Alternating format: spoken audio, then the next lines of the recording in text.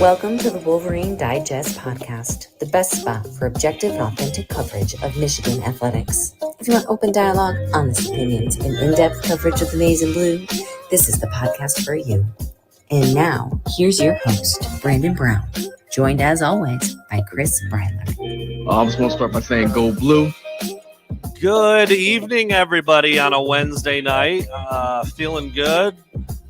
Chris, we were talking a little bit before we went live, and the whole show is going to be basketball tonight. You guys cool with that?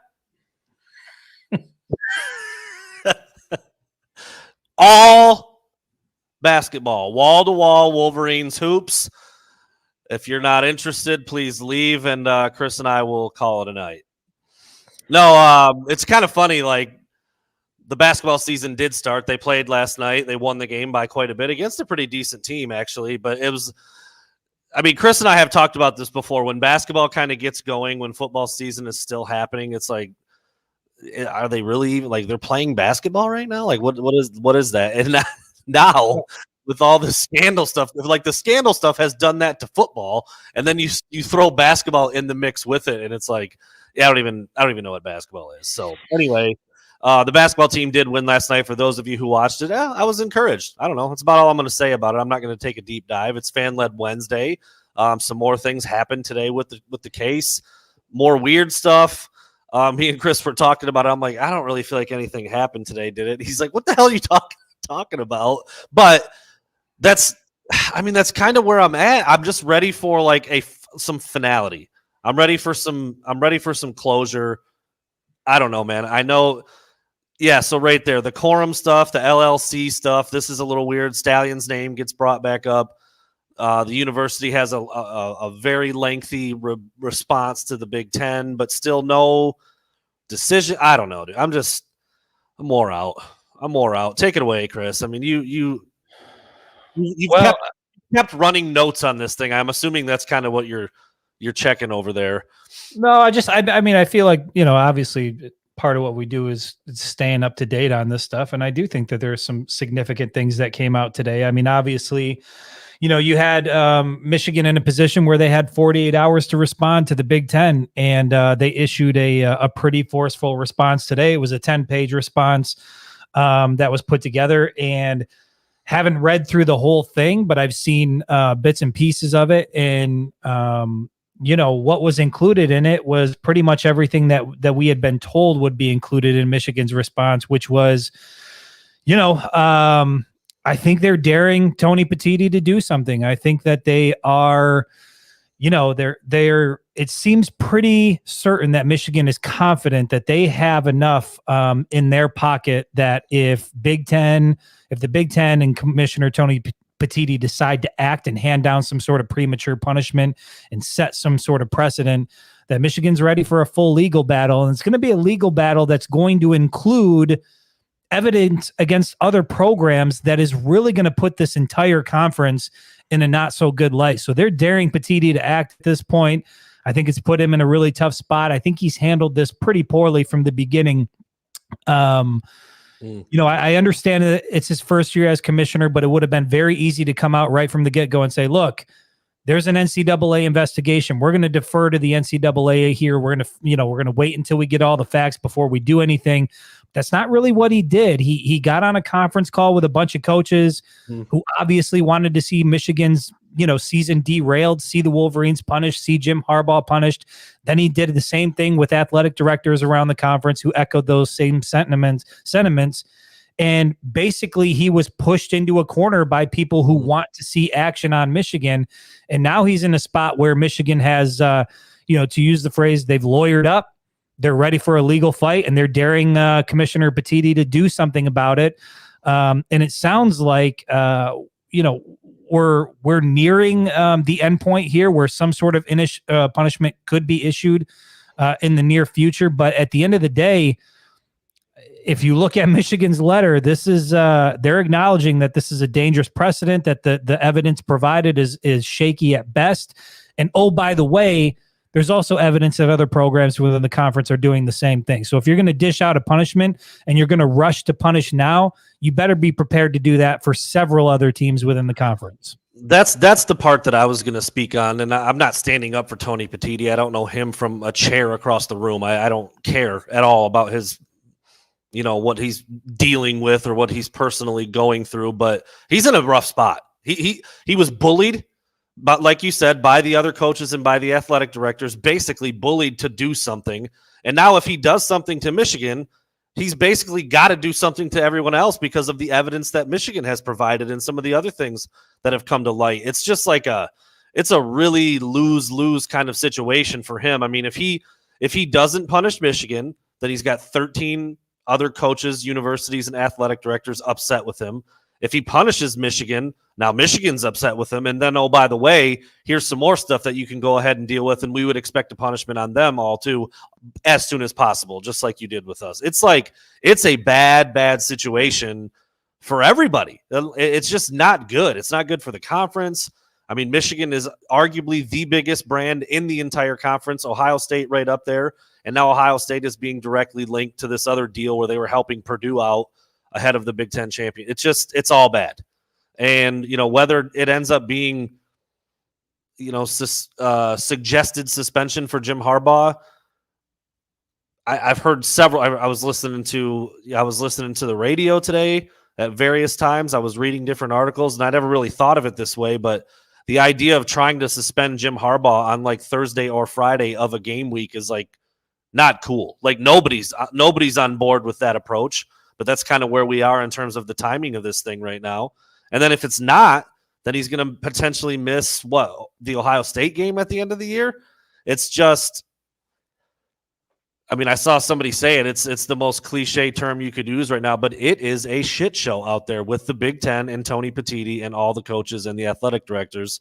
And obviously Michigan is right in the middle of it. And yeah, they are ready to go to war.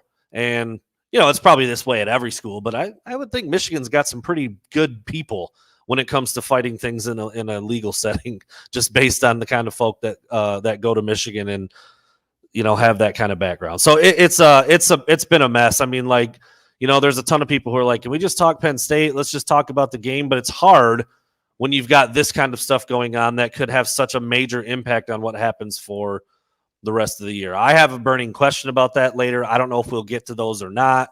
We'll see what goes on with everybody's questions and how much we want to talk about this stuff. But yeah, it's I don't know, another day, another chapter, another layer. I don't know how you want to describe it, but it does seem like every day there's something else. And yeah, people in the comments mentioned the Blake Corum thing and Connor Stalions name being on an LLC and popping back up. Like, I don't know, man. I just, where did the football season go? That's what I feel like at this point. Yeah. I mean, it's unfortunate. It's certainly taken over. I mean, the Michigan State game feels like a long time ago at this point, and all of this started a couple of days before that game. I think it started that week.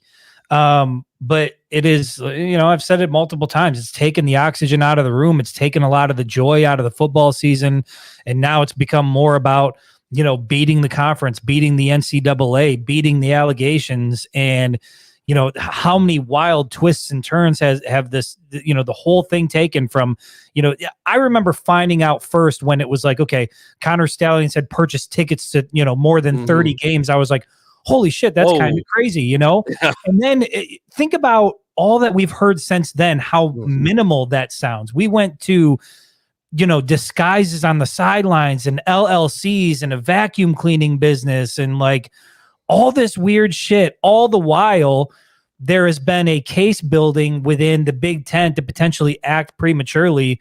And I think at the end of the day, it's refreshing as somebody who covers a team and as a Michigan fan to finally see the University of Michigan pushing back forcefully on all of this, because for so long it was fans and mostly national media members with a big microphone pushing the NCAA to do something, pushing the Big Ten to do something, leaking out various articles that painted Michigan as if they were some sort of villain, as if they were, the only program guilty of these types of tactics, when we all know that that's not the case. And all the while, the University of Michigan largely remained silent. Thanks to President Ono, there was some sort of voice of support for Jim Harbaugh and the football program. But outside of that, there wasn't much coming out of Ann Arbor that was supportive of the football program. And now today, and over the last couple of days, we've started to see that Michigan has mounted up its defense. It's building its defense. And if Tony Petitti, Commissioner Petitti, is going to act prematurely and irresponsibly, Michigan is ready for the fight. And as a fan, as somebody who covers the team, as somebody who wants these players to have the opportunity to finish what they started, it's refreshing to see. And based on what I've read, it certainly doesn't hurt things for Michigan when the government steps in and issues a forceful, response and defense of you saying, basically, if the Big Ten acts out of line, we're going to do whatever we can to assist with the powers that we have. You definitely don't want to be butting heads with any government officials. I can tell you that. So at the end of the day, we are where we are. The Big Ten basically handed Michigan a notice of punishment, mulling over what they're going to do. Michigan had 48 hours to respond. They have now issued that response today. It was a pretty forceful response, and we'll see where it goes from here. Yeah, it's been a back and forth, and bigger. I do want to encourage, just as a side note, I put out an article about it today, but if you haven't read Dan Wetzel's article, he put it out earlier this morning with Yahoo Sports. You can just Google Dan Wetzel, Yahoo Sports. You can find the column pretty easy. He put out an article today that was just, I thought, phenomenal and really summed up the entire hypocrisy of this whole thing. You had the report from the Associated Press basically saying that there was somebody who worked for another program. Their sole job was to steal signs, including stealing the signs for Michigan, compiling it, putting it in like a spreadsheet type form. And then it comes to find out that Rutgers and Ohio State worked together to provide information to Purdue ahead of last year's Big Ten championship game. And I guess that's where I get confused, because we spent so much time hearing about how advanced scouting of a future opponent was destroying the integrity of the game, how advanced scouting of a future opponent was putting players' health and safety at risk. Well, it turns out that Rutgers and Ohio State and Purdue did just that last year. And there's nobody screaming from the mountaintops about integrity of the game. There's nobody going to the defense for Michigan's, health and safety. And you know why that didn't happen? Because Michigan beat the shit out of everybody on their schedule. People had Michigan signs. It didn't matter last year. You know how Michigan responded? They didn't hire a private investigative firm. They ran the table. They went perfect in the conference. The other major reason, because a lot of the blowback, a lot of the yap is coming from ESPN, and Purdue is nowhere near the college football playoff. That's really what it's about. That's all it is. ESPN, SEC, money, get Michigan out of there. That's room for another SEC team potentially. That's literally the bottom line. That's all it is. That's all. And yes, to your point, it didn't work. Michigan beat everybody.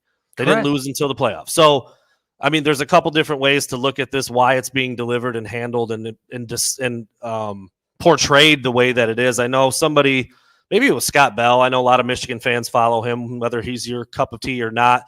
But he had a screenshot from ESPN's front page where they aggregate stuff from the AP. And they had nothing out there. They didn't have Dan Wetzel's story out there, his latest one, where it was basically defending Michigan. They had AP stories that were ripping Michigan, then like 6 or 8 of their own stories that were ripping Michigan, and that was it. They didn't have anything like looking at the other side of the coin, which kind of speaks to exactly what we're talking about. It didn't work last year. Michigan beat everybody. Michigan's in a position again this year to make the playoff, so everybody's trying to do what they can do to derail that and get them out of there. It shouldn't be that way. I mean, I wish none of this stuff was happening, but if it is, it should all be handled the same way. And people are still trying to say, well, what Michigan did was way worse. It was many more games. It was longer span. Well, but dude, when you've got entire professional staffs breaking stuff down versus maybe one, I don't know if it was how many people it was, but Connor Stallions was seemingly the main guy. I mean, who was involved with this from Ohio State? Was it the offensive and defensive coordinator? That's certainly further up the ladder than Connor Stallions was. And so I think I saw somebody say this was like, trying to, smash and grab as much information as you can, which was like what Connor Stallions was doing. And then with the other teams, they were organizing stuff, putting stuff into into a spreadsheet, like you said, comparing and contrasting information and helping each other out. It was like a planned advanced study group. It was like an AP course of stealing Michigan's signals versus what Connor Stallions was doing was like entry level stuff. Now, again, you're kind of starting to have like a weird measuring contest here that I don't really want to be any part of. But at the end of the day, there has been a ton of hypocrisy. You're not hearing anybody talk about this other stuff when seemingly it's been going on for who knows how long as well. And there's one reason. It's because Michigan's got a number 3 next to its name, and that's it. Correct. And I mean, that was kind of the heart of what Wetzel was saying. And in fact, you know, in a way, yes, he was defending Michigan, but also advocated that if they were breaking the rules, they should be punished. But if you're going to punish them and you got to punish others, rush to punish them, yeah, you should rush to punish everybody else. And that was another point that he made in his article was, look, if you're a team, you know, and you're about to play a game, how would you rather get your information? Would you rather get it from coaches, from other teams that have played them that can put it together for you nicely, or from some random guy in row 49 recording shit on his iPhone? Like, of course you would rather get it from Rutgers and Ohio State and from other coaches and have a nice little breakdown. And so you're right. I think what you were hinting at is it's a pissing match here between a bunch of different people. Well, they did this. Well, they did it that way. The reality is everybody's doing it. Everybody's doing the same exact shit when it comes to sign stealing. How you're going about it might be a little bit different, but at the heart of it, it's all the same. And what happened was the media took this thing because Michigan is a huge brand. Jim Harbaugh is a huge brand. And the media took this thing and blew it up into something that is uniquely Michigan and only happens at Michigan. And Michigan's response to that is, okay, cool. You want to issue a punishment? We'll show you what we got when we take it the legal route. And I think that's really going to put the Big Ten in a bad spot. A lot of other programs in a bad spot because let's be honest. You really think Ohio State is squeaky clean? You really think Michigan doesn't have the ability to get dirt on other programs? I've kind of been and again, you know, Chris and I, we both talked. Chris, I think I don't remember what example you used. I talked about when I used to have to like discipline my middle school class, and I would be like, "Hey, why did you do that?" And then first thing that kid would do would be like, "Well, he was doing it." Like they, you know, there was no acceptance of the responsibility, and I was like, "No, I caught you. I'm talking to you." And we kind of used that example before as like, "Look, if Michigan messed up here, then so be it. Then they're going to get punished, and it's deserved." But in this arena, you can't treat one differently than the other. You just can't. It's not like we're trying to say that Michigan didn't do anything or that they're completely absolved of wrongdoing. But if you're going to rush to judgment and punish Michigan, and now there's new evidence coming out that's very similar to the other school, to what everybody else is doing, you got to do the same thing. You're just setting a weird precedent, and this is a slippery slope to play on. You know what the difference in that analogy is, though? Punishing one kid is one thing. You're talking about punishing an entire program that is full of innocent guys that have just put in years and years of work, many of whom this is their final opportunity to achieve everything they wanted to achieve at the University of Michigan at risk of potentially being taken away. And then you have all the, you know, not that it necessarily matters to guys like you and I, but, you know, you have TV deals in place, you have NIL deals in place, you have all these other interested and invested avenues that are impacted by what I think would be a completely irresponsible decision by the Big Ten and by the commissioner. And so, again, both sides have issued their statements. Both sides have responded. And now it's just a matter of, you know, is the Big Ten going to proceed and do what it looked like they might do for a better part of the week? Or is Tony Petitti starting to rethink some things based on what he heard from government officials in the state of Michigan, what he read in this 10-page response from the University of Michigan? I just think this is not a place you want to be. This is, you're opening Pandora's box. If you're going to take it legal, you're potentially going to put this entire conference in a really good spot. And I wouldn't blame Michigan one bit for doing it. Yeah, and then, you know, and then the other thing is the worst scandal in college football history. Like, if I hear another person say that, I'm going to lose my mind. Because first of all, we've now seen that this is pretty rampant, and everybody does it on some level. No, maybe they don't have a staffer buying a bunch of tickets and going to games with a damn wig on. I understand. That's pretty nuts. But everybody's doing this in some way, shape, or form. Again, it's why they've got 6 guys in different color hoodies making different calls. It's why you've got the sandwich boards. Like, this is not that big of a deal for you to have somebody's signals because they disguise them, they change them. You've got dummy calls, you got check with me's, you got audibles at the line. Football's been built this way for a really long time. So that's another part that I just don't really understand. And then for the whistleblowing to be so loud on this when there's been examples of programs cheating in 100 other different ways since the beginning of football. It is strange how Michigan has become like the villain on a level that I've never seen before. Like I said, it's like if Duke fucks up in basketball, something like Michigan there's just a lot of people that want to see Michigan go down. And the crazy thing to me is, and Jim Harbaugh is taking shots at the NCAA. That's correct. He's taking shots at the NCAA. He's tried to take money out of their pockets by advocating for revenue sharing, and so he's already not liked, among officials within the NCAA. But you hear all the time how people talk about how they don't, the media. You can't trust the media, and it's bullshit, and it's bias, and all this stuff. And I believe it to a certain extent, especially when you follow like politics. Like, it's very clear that there's a media bias, and it's very hard to get just like good, honest reporting. And this entire experience has highlighted that in a way that I have never experienced in the sports world. Like, I can't believe the shit I'm seeing on ESPN. I can't believe a guy like Stephen A. Smith. And I get that his whole deal is, let me make a soundbite. Let me be loud. Let me try to build an audience. I don't even know if he believes what he's saying, as long as what he says resonates in some way with people. But the idea that he would sit in front of millions of people and say, Michigan cannot play in the college football playoff. If they do, it's fraudulent. They got to ban them. They got to do this. They got to do that. You have guys like Paul Feinbaum saying shit like that. Like, I don't understand why these guys are so willing to make such a forceful statement against Michigan when they haven't even seen the full evidence. And the evidence that is available is shaky at best. It really just reeks of a complete bias by one network that wants to see Michigan punished to their benefit. Like, that's really what it looks like. Agenda driven at the highest level. Like, agenda driven at the absolute highest level. And I don't want to be conspiracy guy. I know. But it has been very apparent with ESPN that they are only interested in one side of this story. Jesus Christ, Pete Thamel went and took a nap for 48 hours until something surfaced that he could put out that, again, like, made Michigan look a little bit sketchy. But when something finally came out that was like, here's a few other teams that participated in the same thing, dude took no interest in it. And this is a guy who was reporting by the hour for 2 weeks. Sources here, reports here. Nothing about this shit. It doesn't add up. It doesn't make sense. If you're a Michigan fan, you have every right to be upset about the way that this has been covered. And once again, like I said, as somebody who's a fan of the program, as somebody who covers the program, it's real nice to kind of see the momentum start to shift the other way and to see Michigan pushed back on all of this stuff.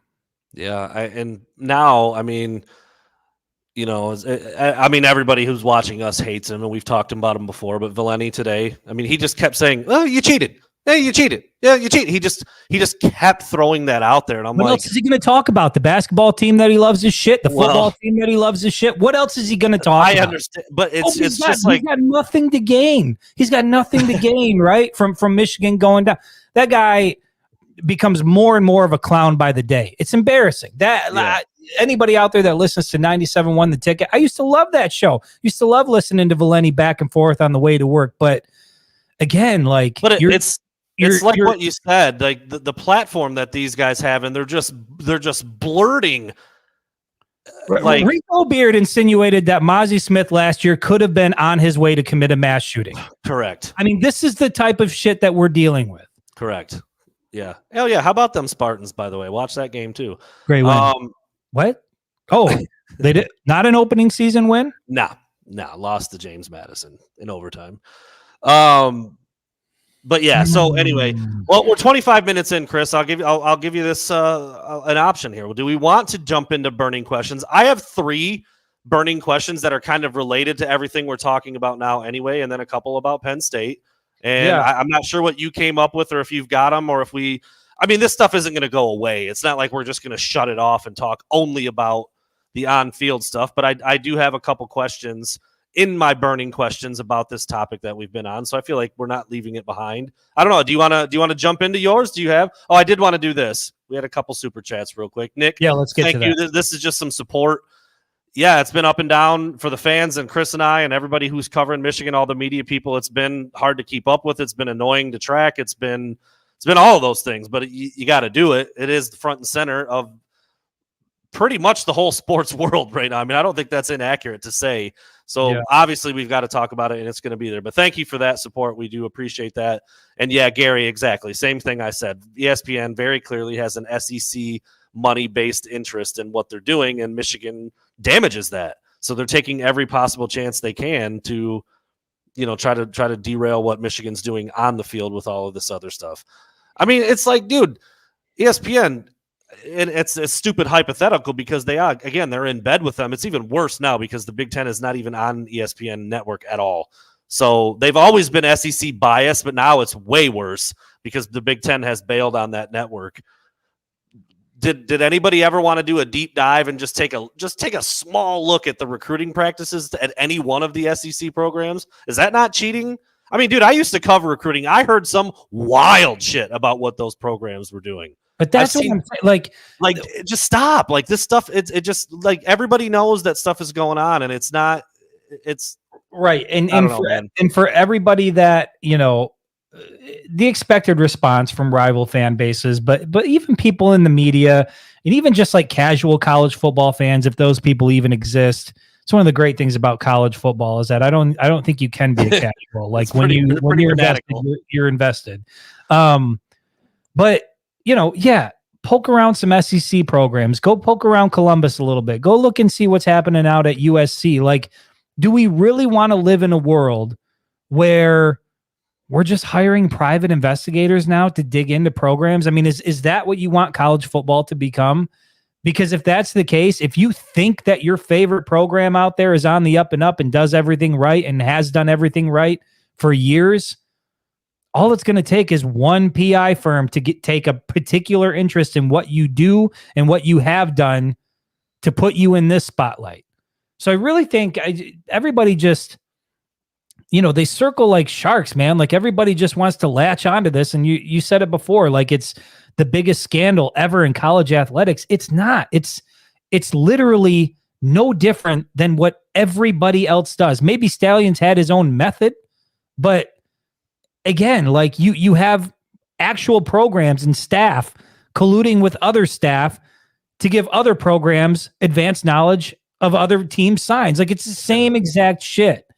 I just think we got to be real careful if this is this type of stuff that we're going to get excited about, that's going to generate interest, that we really want to cover. Do you really want to spend a 30-year season covering this type of shit? Because I'll be honest, I miss being happy on these shows. I know.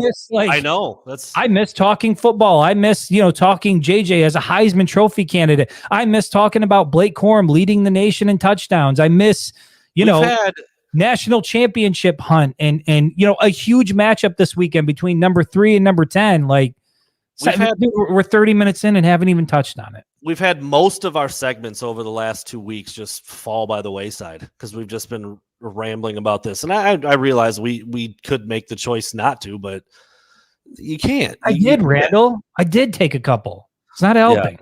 All right, so Chris Fields, thank you very much for that 20 piece right there. That's very, very generous of you. And here's a good segue. We'll segue into our burning questions with a question that ropes this stuff into on-field performance. I like this angle. Will all of this stuff impact the game on Saturday? Can we measure the team comparison in totality without the off-field stuff? That's a very good question. I haven't really thought about that. What are the position comparisons that offer Penn State an advantage? I don't see a single group that Penn State beats Michigan outright as a position group. All right, quite a few things in there. We'll take one at a time. I don't know, Chris, what's your thought immediately when you say because we've heard the players asked about it, we've heard the coaches asked about it, and they kind of give the company answer. Do you think this stuff is going to impact what they do on Saturday? I think it's impossible that it won't. I mean, yeah. I think that they're veterans. I think that they are There's a ton of leaders on that team, in that locker room. I think they're going to go about their business. And you know how it is, no matter even if anytime you've ever played a sport, even if you've got things going on in your personal life, when you get in it and the game starts moving, like you kind of just get locked in, and that's your thing for a little while. So will it have an impact? Maybe in terms of like the lead up and the hype on the first couple series and the way things are, but they'll settle in. And I think what ultimately happens won't be decided by any of this outside noise. I actually think what you just brought up is a decent point, though, too, and a differentiator. This isn't, at least it shouldn't be, this isn't personal to the guy. It's not like their girlfriend of 5 years dumped them, or someone in their family passed away, or something very serious. Like it's not something they're just dealing with only in their own head. They've got their whole team to lean on it. They've got their staff. I think that's a little bit different. I think you make a good point. You can get inside your own head a little bit if something's going on in your world, and maybe this is. And every guy's different too. I mean, this might affect one guy a lot. Some people just don't care about anything like this. They don't give a shit. That's a personality thing. So I think you're right. I think it's impossible to say it will affect them, not at all.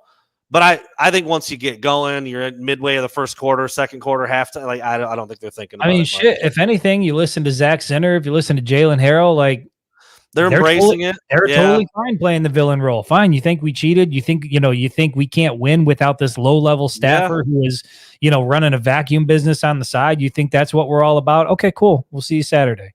And they seem to be embracing that villain role, which again, I think is just bad news for everybody in their way, including Penn State this weekend. Can we measure team comparison in totality without the off-field stuff? Should that be with the off-field stuff? We'll skip down to the other part because that's kind of taking it a step further and diving a little deeper into the roster. What are the position comparisons that offer Penn State an advantage? As a position group, I don't know if Penn State has an advantage anywhere. Their left tackle, Olu Fashanu, who might be the best tackle in the country. He's really freaking good. I mean, whoever's rushing off that edge is going to have a long day. He's just that good. He's going to play in the NFL for a long time. Michigan recruited Adisa Isaac very aggressively. He's one of their super athletic edge rushers. I mean, that kid can play. That's somebody that Michigan wanted. They've got some speedy guys in the. I mean, they're good. They're a good team. They've recruited well over the last handful of years, and they've got a nice roster. Drew Aller was obviously a 5-star quarterback. He hadn't really played like it until this past week, but he provides some challenges. I mean, he's a big, strong dude. He's a plus athlete. He can throw the ball a mile, but I haven't been all that impressed with him. Even this past week, I mean, he threw it a lot, but it wasn't, I don't know, it didn't make me feel like JJ makes me feel a lot when he's throwing the ball around the lot. So they've got some good players. There's no doubt. I can't remember the kid's name that wears number 11. That's like their stud linebacker number. I can't remember his name, but he's really good, really fast, athletic guy, smaller than Micah Parsons, but in that same jersey number and kind of plays like that. They blitz a ton. Manny Diaz is a very aggressive defensive coordinator, so they blitz from all over the place. But dude, when you do that against a good team who's got good backs, who can pick blitzes up, who's got a good offensive line and an elusive playmaker like JJ, that can get you in a lot of trouble. So I don't know if they're going to stick with their typical game plan where they blitz every third play or whatever it is. They blitz a lot more than Michigan, and that could be a problem for them. I think their secondary is okay. It's not as good as Michigan's. Their running backs are actually pretty damn good. They got a 1-2 punch in the backfield. That's pretty nice. Slight edge over Michigan on the season, but not, I mean, I looked and I just had it in front of me here, but on the season, Penn State ranks number 42 in the country in rushing offense, Michigan number 50. So here's what I would say. I think if you cherry pick a couple spots, Penn State might have a better guy here or there. Not a lot. I mean, I think the tackle, he's better than any lineman Michigan's got, and Michigan's got some really, really freaking good ones, but that kid's projected to go top 5, top 10. I mean, he's a stud. I don't have any problem saying that. And then again, they've got some guys that Michigan recruited and wanted. I'm not saying they're better than who Michigan has now, but they do have some players. But I don't think from top to bottom of a position group, like I think Michigan's overall offensive line is better. I think Michigan's linebacker core is better, where, number 11 might be, I mean, damn, Junior Colson's really freaking, Michigan's got really good players too, dude. This is why I want to see this game. I'm excited to be in the house on Saturday and I'm ready to watch some football. But to answer your question, Chris, I don't know if there's a single position group either that Penn State's like, that's a better group than Michigan's. I don't know if you can say that. Yeah, I mean, that's kind of where I'm at. I think, the interesting thing is neither one of these programs has given up a third quarter point all season. So I think we're going to see that change this weekend. But when it comes to Michigan and what they do offensively, and Jim Harbaugh spoke to it during his press conference on Monday. He said last year everybody wanted us to pass it more. This year everybody's talking about the running game. And at the end of the day, what he said was, go ahead. You want to load the box. You want to try to stop us on the ground. We got JJ, we got Roman, we got Cornelius. We've got some guys out there that can do some damage. I just think if you're Penn State defensively, I'm not sure how you stop this Michigan offense. It just feels like regardless of who's on the other side, they're going to be able to do what they want to do, because this is the year where they are finally complete and good in all facets, and you can see it from week to week. So I'm not sure how Penn State stops the Michigan offense. But look, if you're Penn State, you're going to have to hold Michigan, I would say, to 24 points? I actually think have a chance to win this game? Dude, until last week, I wasn't sure Penn State was capable of scoring 20 against a good team. Right. I mean, that's what I'm 17. Like, you got to hold Michigan 17 to get the win. Like, is that going to happen? Like, I don't see a scenario where Michigan is so good up front. They're so good at the running back position. They are so good at the tight end position. They got wideouts that are incredible. And then, of course, you got JJ McCarthy, Donovan Edwards, Blake Corum. I don't know that there is a defensive game plan that can shut down what the Wolverines want to do. I can't imagine that Michigan puts up any less than 24. And then against that Michigan defense, like, is that Penn State offense capable of putting up 24? I'm not sure. I'm not so sure. To win the game. Or more to win the game. I'm just not so sure. Everything to me points to, not just like a narrow victory. Like, I think it's going to be another convincing victory for Michigan. And then I'm going to sit back and very much look forward to what the response is going to be there. Is it the cheating? Is it that Penn State just really isn't that good after all? What will the excuse be at that point? Michigan still hasn't played anybody, Chris. Penn State wasn't that good. Michigan still hasn't played. Penn State won't count because they're just frauds anyway. Okay. Got it. But no, I mean, we've heard multiple coaches say it. Mike Hart said it today. Cool. You want to put 8 or 9 in the box and stop the run? That'll probably work. That'll outnumber us. That'll keep us contained. Now JJ go throw for 340. Oh, you want to put 8 or 9 in coverage? Here's Blake Corum, Donovan Edwards all day. Or, Colston Loveland, AJ Barner sitting down in the zone, Donovan on a wheel run. I mean, dude, I'm with you. Drew Aller? Okay, cool. You got Will Johnson, Mike Sainristil, Rod Moore, Josh Wallace out there. Good luck. Macari 6'5", just running back and forth. Just you want to run it? Chris Jenkins, Rayshawn Benny, Kenneth Grant, Junior. I love Michigan's roster. I mean, we've talked about it a lot. They're loaded. They are put together at every level, and I think that's why they're winning every week by 30. It's like not that hard to figure out. What's the biggest weakness on this team? What's Michigan's biggest weakness? I would probably say maybe, and it's not even really a weakness, but maybe depth at linebacker. Maybe. I mean, that's the thing. Even that, like, you get maybe depth. I would agree. Punt return. Maybe depth at starting corner. But I mean, if Wallace and Johnson are fine, then that's damn near elite. You know? It's hard to find one. I think that speaks to the point I'm trying to make. Like, you really have to sort of, and that hasn't been the case in years past. Like, you could see there was a definitive weakness, here and there on this team. This year, it's like you look around and you really have to strain to find one. And even when you find it, you're like, man, but is it really a weakness? Because who they have is really damn good. Yeah. First of all, love the username, love the profile photo. Urban Meyer's right hand. Oh God, I didn't even see the picture. Is perfect. Love it. God, what a traveler that hand has been.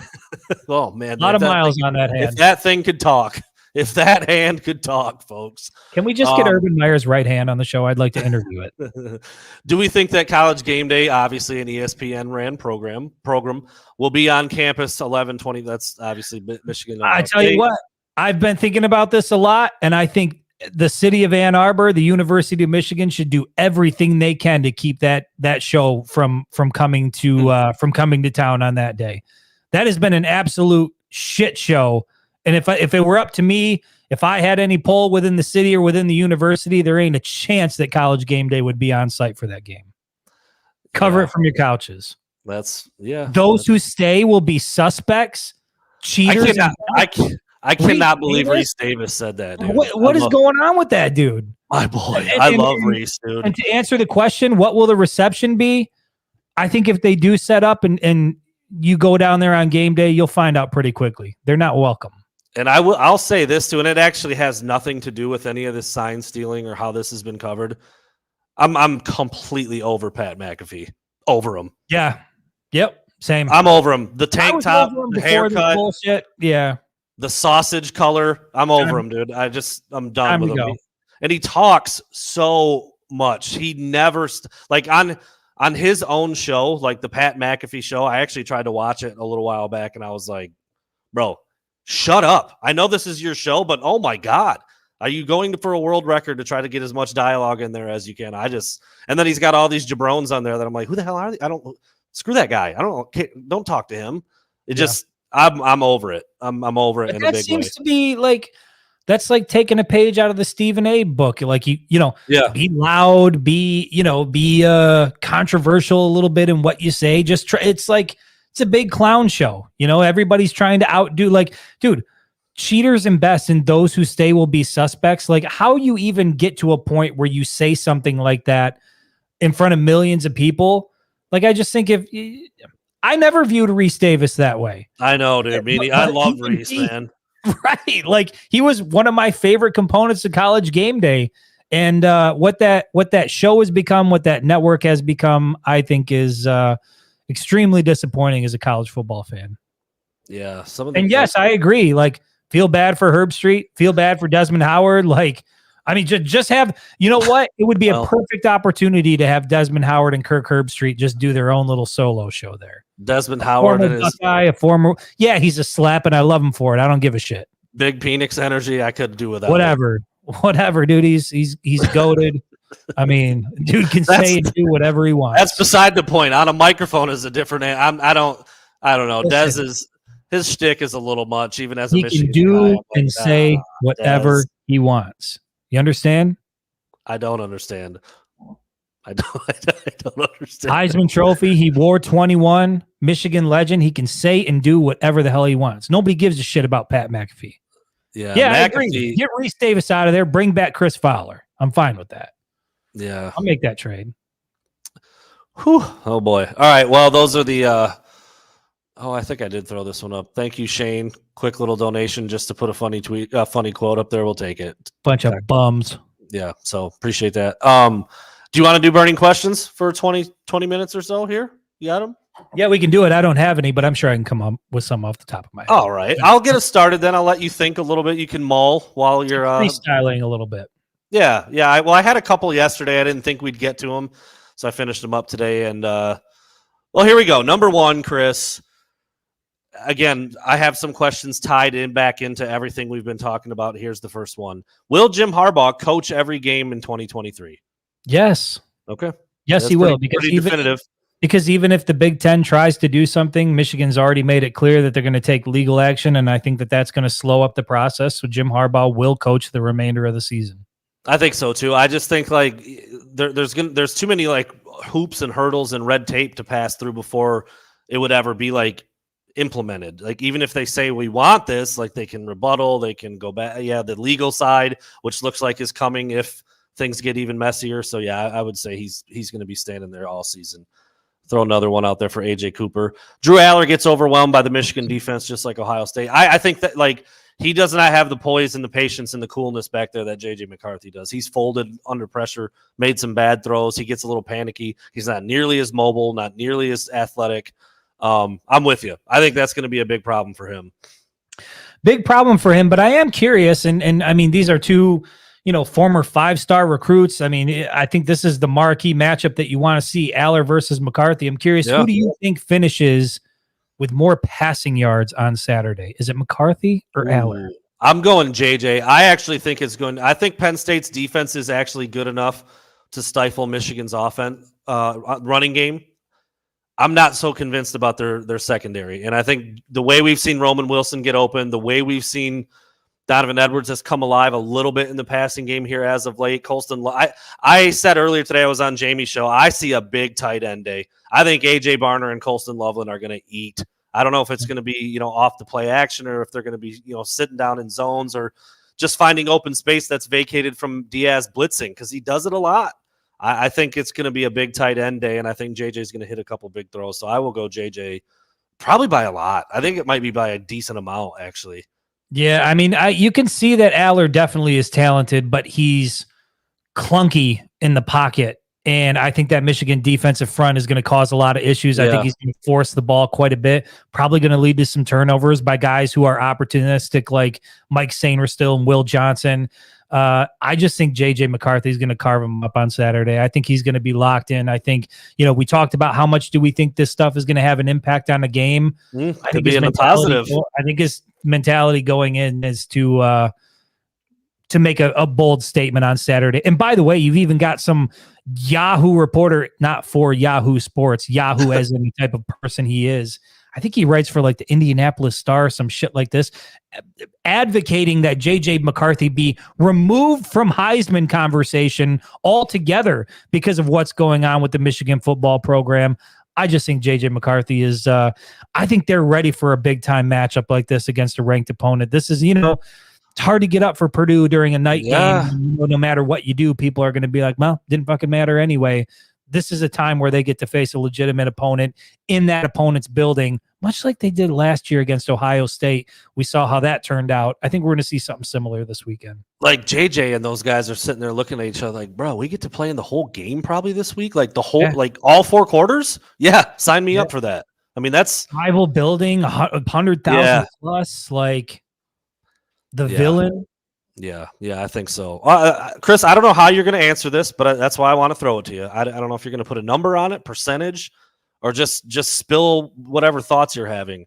How mad is Jim Harbaugh at the NCAA? I don't know that Jim Harbaugh gets mad. fair point. He just gets even. No, he doesn't get bitter. He gets better, right? Isn't that what he said? That's right. I just don't think he's a guy that is emotionally swayed the way that most people might be. I think if he is innocent, as he claims he is, and believes what he's doing is right, I don't think he's all that concerned with what the NCAA is trying to do. He's clearly got folks in Michigan that have his back, that are willing to go fight for him on his behalf so that he can do what he does best, which is focus on the team and coach football.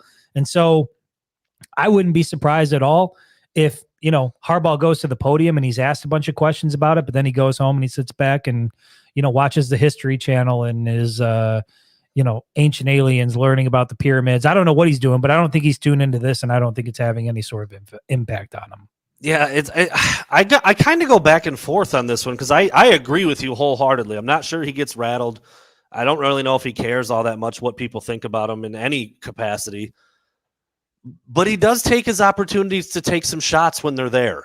And so it's there on some level, but maybe angry is not the right word, or I don't know. But I think you answered it closer to the accurate way. I mean, that's probably what I would say. It doesn't seem to be bothering him. He's still doing a phenomenal job at his job. How much does he think the NCAA is a joke? I would say completely. That's maybe a better way to word it. But he took that opportunity earlier in the year to come out and read a prepared statement about the revenue sharing and about this and that and the hypocrisy in it and the big business model. And that means he's at least thinking about it. Yeah, maybe angry or mad isn't the right word, but it is interesting because this is all going on and he's just chopping it up with Ric Flair and just, dressing up like Maverick. Like, he doesn't give a shit, dude. He's trick-or-treating. Yeah. Dude. Yeah. So, yeah, pretty interesting dude, no doubt. Not worried, especially when you're innocent and you didn't do anything wrong. I think that helps your mentality. I mean, he's doubled and tripled and quadrupled down on that stance. So are you still, I remember you were waffling a little bit. You believed he had to have known, to an extent what was going on. Have you changed your stance on that? Because Jim Harbaugh now, not once or twice, but I think on a few different occasions has forcefully said, no knowledge. I mean, I think it's pretty clear. I think it's clear that he knew that Connor Stallions was valuable, but I'm not sure he had any idea why or how he got to that point. That's about the best I can answer it at this point. And that's what was found. So even Michigan's response questioned how valuable Connor Stallions was because they're winning by more points per game since Connor Stallions has been off the side. Well, 50 burger against Michigan State will do that. Was part of the 10-page report, by the way, just to throw that out there. That's pretty awesome. I'm going to ask this question because it was something that stuck out to me after the win over Purdue. It's clearly a big talking point on social media and within the fan base. And, even people that would be in the know that the relationship between Jim Harbaugh and Ward Manuel is not great.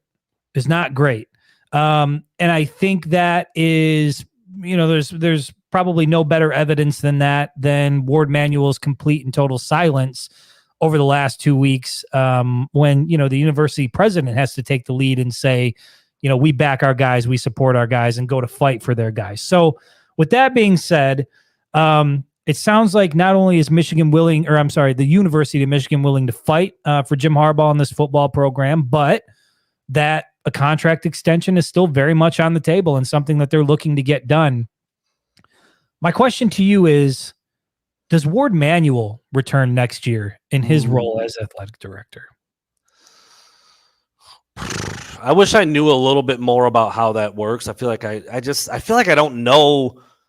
Because so first of all, it's not Ward Manuel is not like only focused on football. There's a lot of sports that go on at Michigan and a lot of other things to do. I mean, sure, Michigan's football is front and center. It pays the bills. I mean, he's not walking in and out of press conferences with Bev Plotky. You know what I mean? Let me ask you that. Maybe let me change the question a little bit. I think somebody in the comments phrased it a little bit better. Should he return? Should he be back as Michigan's athletic director? Maybe that changes your answer. Maybe it doesn't.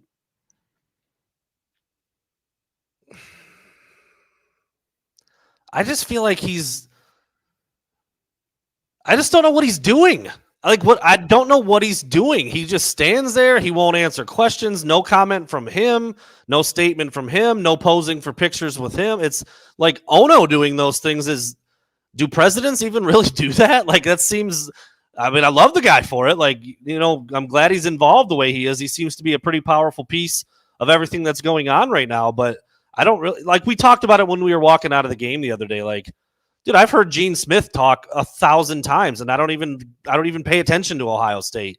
Ward doesn't say anything ever. He hasn't given a formal speech in several years. I think is actually I don't think that's a joke. I literally think he hasn't given a formal breakdown speech about something, unless you want to count the tunnel incident last year. But he was kind of up there just on a whim at the end of the game with Harbaugh. Yeah, I don't know, man. I honestly. This is one of those things where I feel like people just jump on a narrative and they just start saying, I hate him. I don't think I feel that strongly about it. So I don't know if I can say one way or the other that he should be fired. I wish I could understand a little bit more what it is he's doing. I do understand and respect that he's not only focusing on football, but I don't really know what he's doing with those other programs. And when it comes to football, which is front and center, doesn't seem to be doing much either. So yeah. I just... If it's based on how vocal he is and how supportive he is and how he seems to interact with some of the high profile coaches, I think you could probably find someone better. I feel pretty safe saying that. I don't know if he's done anything that would come off as fireable.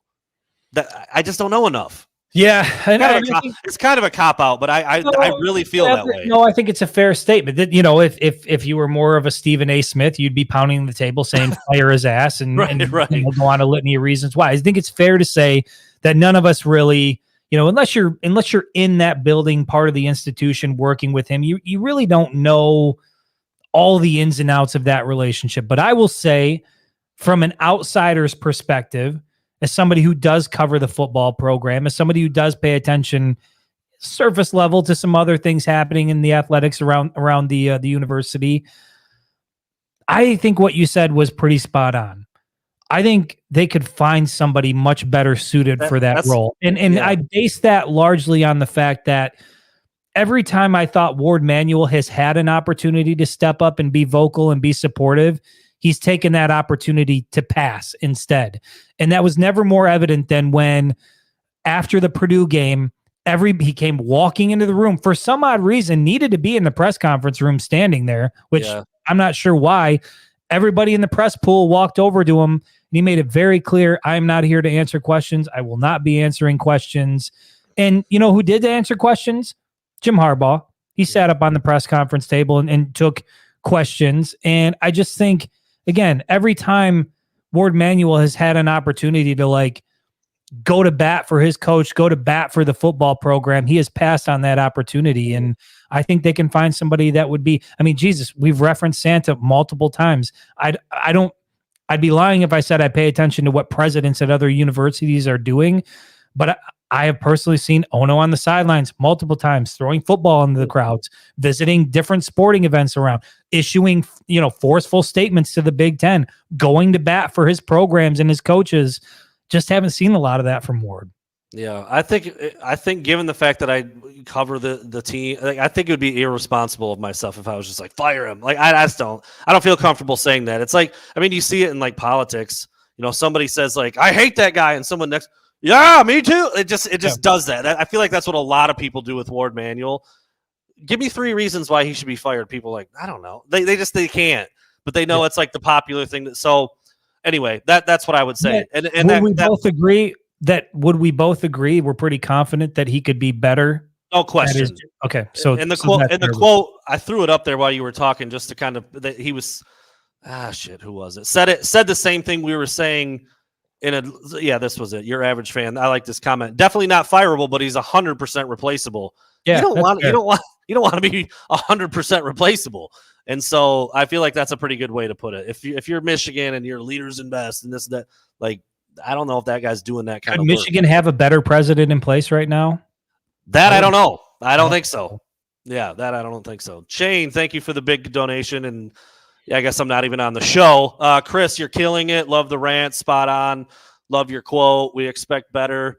Team we love. Thank you for 37 years following Michigan, making first road trip. Oh, nice, man. Nice. First row end zone. There you go. So yeah, Shane will be in the house. A lot of alcohol-induced driven rants lately on the show, just because it's the only way I can make it through talking about this shit. But at the end of the day, like, I get it. Shane was greasing you up so you'll take his photo. He gave you the location. My first trip, tugging at the heartstrings a little bit. All right. Maybe he appreciates the commentary, Brandon. Maybe it doesn't go any deeper than that. But yeah, I think, man, this is just such a crappy thing to have to cover, because you don't want to cover it, but you also feel like you have to cover it and you have to discuss it, because if you're not, like, we pay attention to analytics. Like, we can put out a breakdown of Michigan versus Penn State and who kind of ranks higher in certain categories, and right now it's not doing shit. Anything that everybody is looking at has to do with what's going on in this particular saga surrounding the Michigan football program. And so unfortunately, that's where our focus has to be. Yeah. Yep. It is that way. Thoughts on Ryan Day denying they shared the signs? I mean, I think Ryan Day's a rat, and I wouldn't trust a damn word that comes out of his mouth. And even if he was, would he come out and say, yeah? That's what I was going to say. He's kind of got to say this. He certainly didn't say it with the emotion and the strength that Jim Harbaugh said. We got a tough team. Yeah. So I don't know. I mean, he's going to say that right now, but if Ryan Day gets caught cheating and lying as a coach, he would just fall into a group of about 7,000 other ones. So I mean, whatever. That's what he's got to say right now. Okay, back to me. A couple Penn State questions coming up here, Chris. Haven't done one of these in a while. One of my 1 to 10 scale questions. I got 2 of them coming up. 1 to 10, Chris, how worried are you about being able to run the ball at Penn State? Not any more worried than I have been for the rest of the season. All the other games prior to it. I mean, it's weird this year because they've been consistent and Blake Corum has been phenomenal in the red zone, but you haven't seen the explosiveness from Donovan Edwards, and you haven't really seen explosive plays out of the run game at all like we were accustomed to seeing last year. It's just kind of been a slow and steady beating in the trenches. And I think that, and I've said this multiple times, I think it's one of the things that gives me a lot of confidence about this Michigan football team is that there isn't really like one flashy thing that they rely on where it's like, okay, if you can shut that down, you can beat Michigan. Like they do a lot of different things really, really well. And so I'm not really concerned that Michigan, if they're struggling to run the ball, I think JJ McCarthy is going to benefit greatly from that. And if Penn State chooses to adjust, I think the Michigan running game is going to benefit greatly because of that. And that's why I think Michigan's going to win. Yeah, I do think Michigan's going to win for the same thing you just said. Take one away. Okay, cool. Deal with the other, and it could be a nice back and forth. I actually do think that Michigan's going to have some trouble running the ball. I do. I can give credit where it's due. Penn State's the best defense they face, most athletic, most aggressive, statistically one of the best ones in the country for a reason.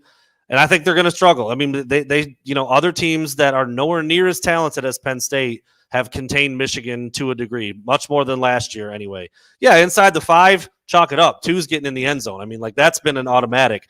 But the yards per carry and the long runs, like those just aren't there like they were last year. Yeah. But I don't care because JJ McCarthy is awesome. So that I'm not worried, but I do think that the run game is going to be tough sledding on Saturday. I'm going to ask you this question reluctantly because I don't even really want to put it out into the universe, to be honest. And I was talking with a friend about this earlier today, and it dawned on me that I hadn't even prepared my mind for the possibility. But Brandon, if Michigan goes into Happy Valley on Saturday and loses that football game, what do you think it says about Michigan?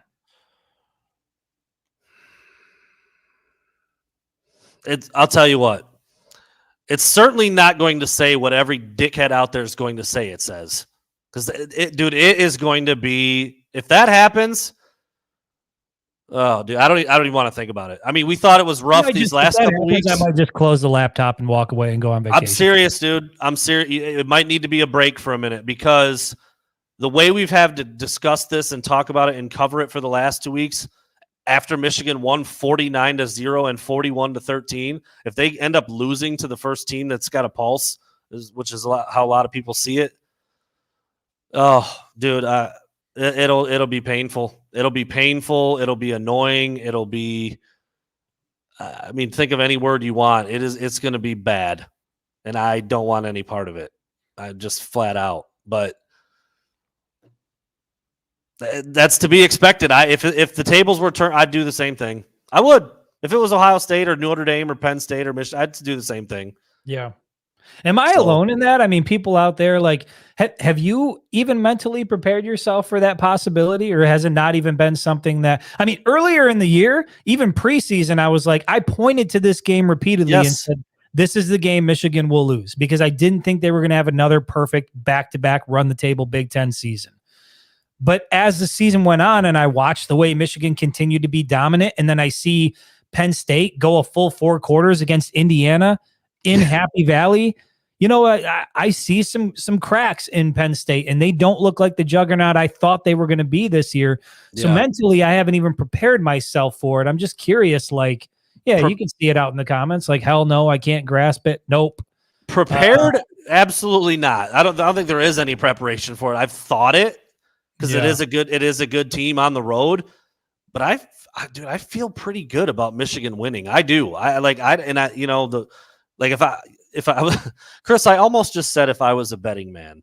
If I was a betting man, I'm all over Michigan by 4.5. I think it's going to be by more than that. Yeah, and absolutely.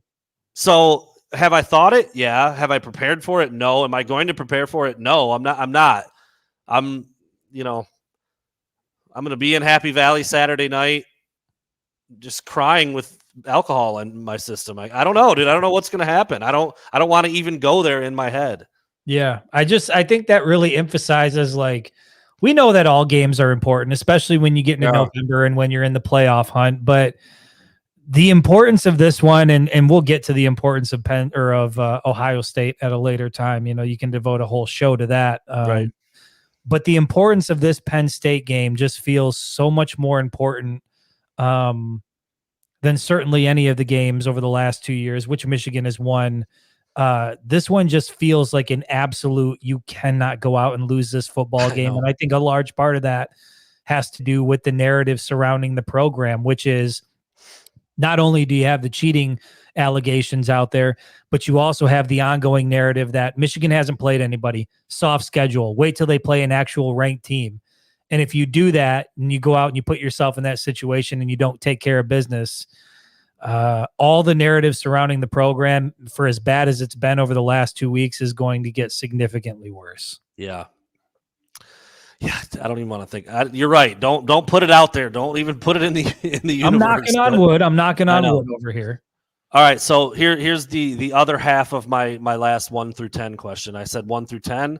I don't know if either one of us actually said a number. So what's your worry for Michigan running the ball 1 through 10 against Penn State?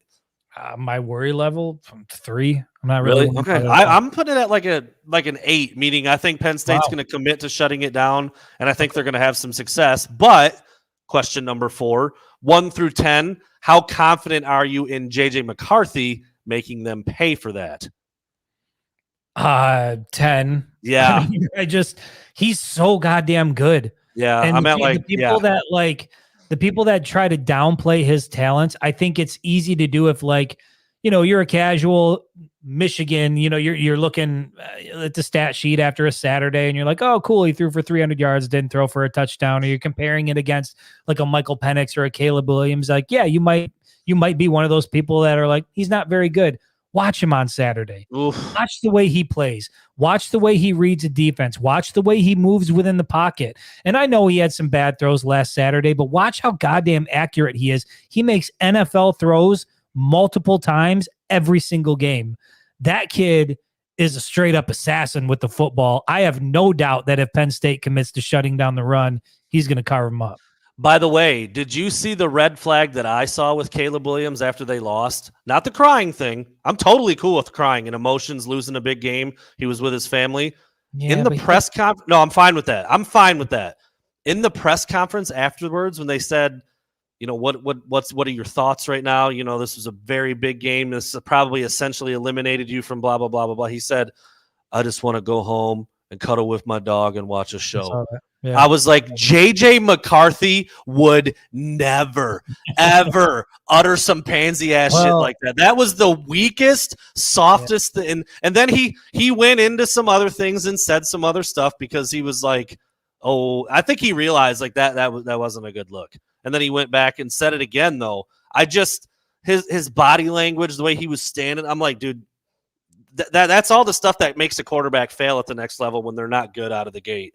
And there isn't one thread of that in JJ McCarthy's body. It was that answer. It was the crying in the stands for me. And honestly, I think Caleb Williams, I don't want to get too far off on this tangent here, but I think he is a cautionary tale of what NIL can do to a potential top NFL prospect, where it wasn't all that long ago. Remember, where he was standing in front of the media.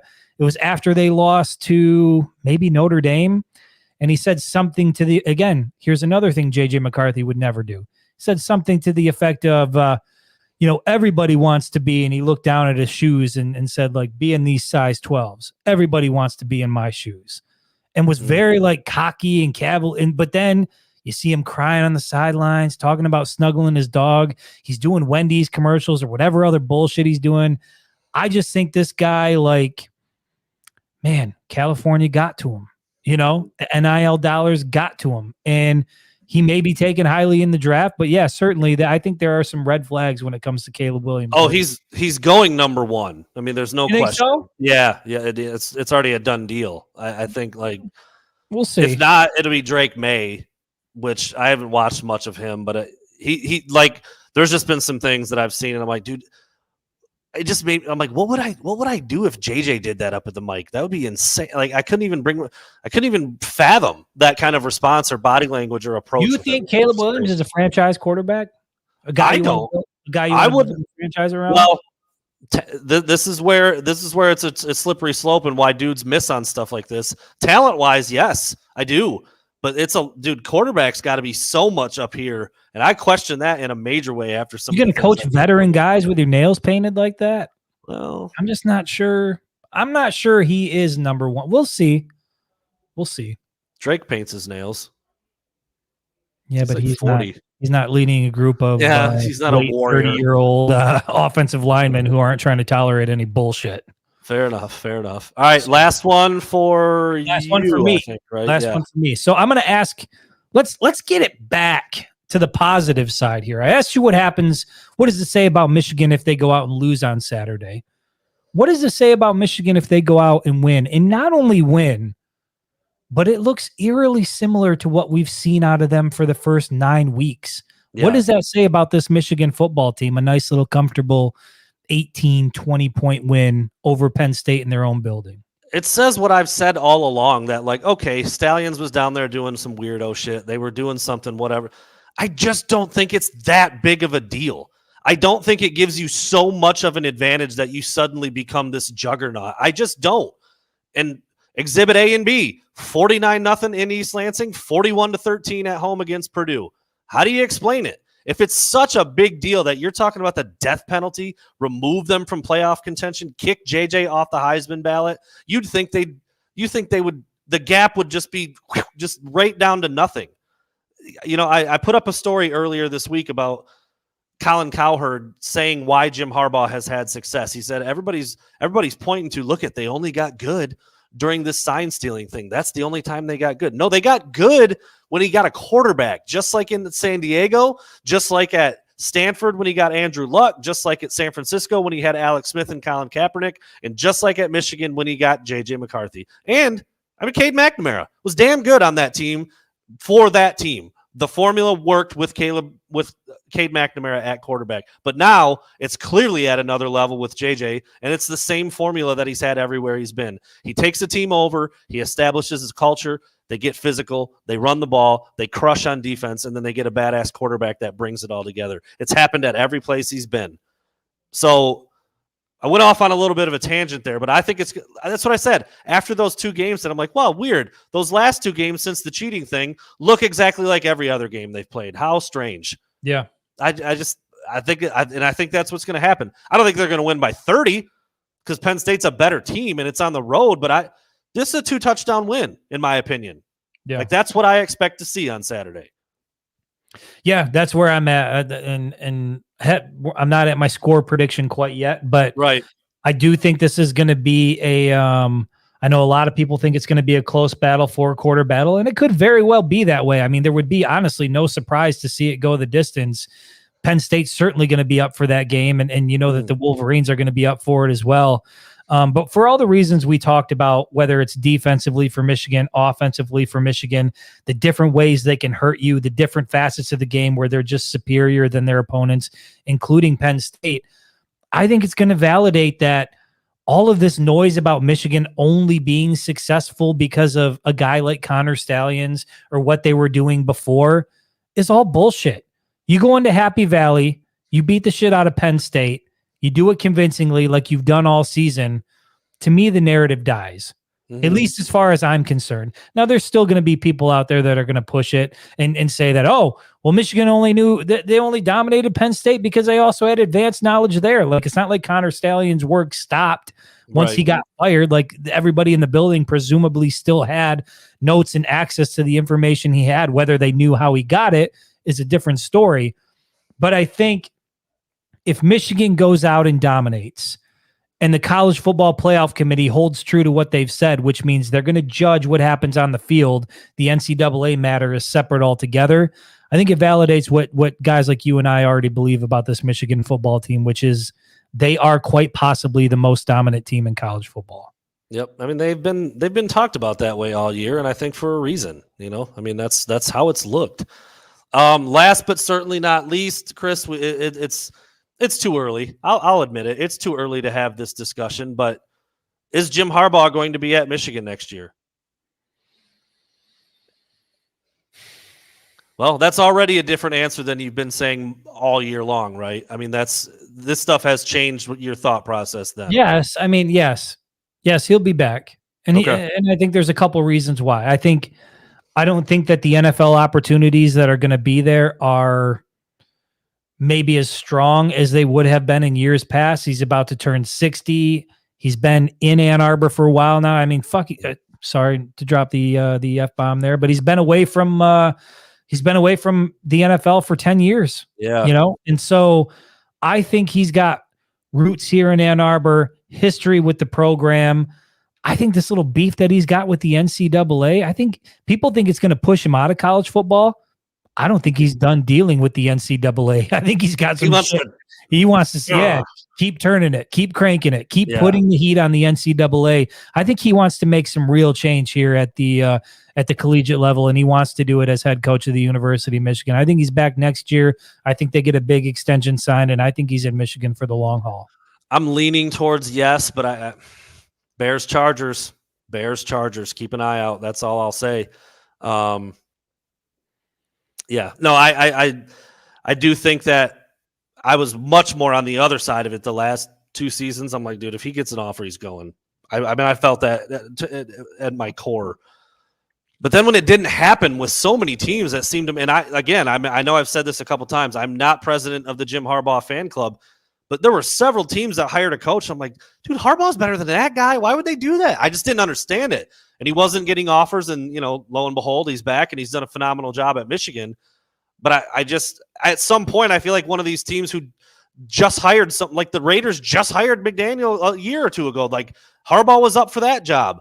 Eberflus at the Bears, same thing. Brandon Staley's only been with the Chargers for a couple years. Like at one point, one of these owners is going to have to go, let's go ahead and get the guy who's been to the Super Bowl. Like, let's give him 10 mil and he'll come and he's going to be better than anybody we could find. And I think he is. I think he's better than most you could find.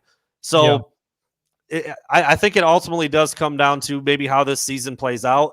I mean, dude, if he's staring at 8-game suspension next year for these 2 different things that I don't know, man. Like, well, I mean, that's certainly a factor. I mean, the 3-game suspension you could tell was weighing on him, and he felt, he felt like he was in uncharted territory and didn't really know what to do. And I mean, if you're facing and not just missing 8 games next season, but you're talking about missing Texas, USC, Oregon. I mean, you're talking about missing like some premier games that if you're a head coach, you don't want to watch it at home on YouTube TV. Like you want to be on the sideline, and that it certainly could play a factor. But again, the NCAA might try to issue a punishment. The Big Ten might try to do that. We'll see what happens legally. It sounds like based on everything that's come out now, the recruiting violation, whatever, separate issue altogether. That's what I meant, by the way. Account 22 is laughing at the 8 games, but I don't like he just had 3 this year. He had the violations with the recruiting. That was by his own doing. That was, but yeah, the NCAA wants his ass, dude. They want to nail him. They do, dude. They want to nail him up. And I would say this: if you think 8 games is not a realistic possibility, then I would think you're mistaken. And that's coming from somebody who doesn't want him to serve any suspension next year. But at the end of the day, if they are planning on issuing additional punishment for the recruiting violations that took place in 2020, and then you have this stuff on top of it, you could see 3 games for the recruiting stuff, 4 games for the sign stealing stuff. You get to 7 or 8 pretty damn quick. Yeah. Yep. That's my thought process on it. I mean, I don't know if it's deserved. I mean, the recruiting stuff seemed kind of silly, whether it was I don't know. All seems silly. Yeah. But yeah, it doesn't seem far-fetched. I mean, he did 3 this year. Yes, it was self-imposed, but I think the NCAA wanted 4, right? That was what was that was far less. Like nothing had even been found out yet. So you're talking about at the end of these investigations, they're going to drop the hammer to whatever they want. I don't think 8 is laughable at all.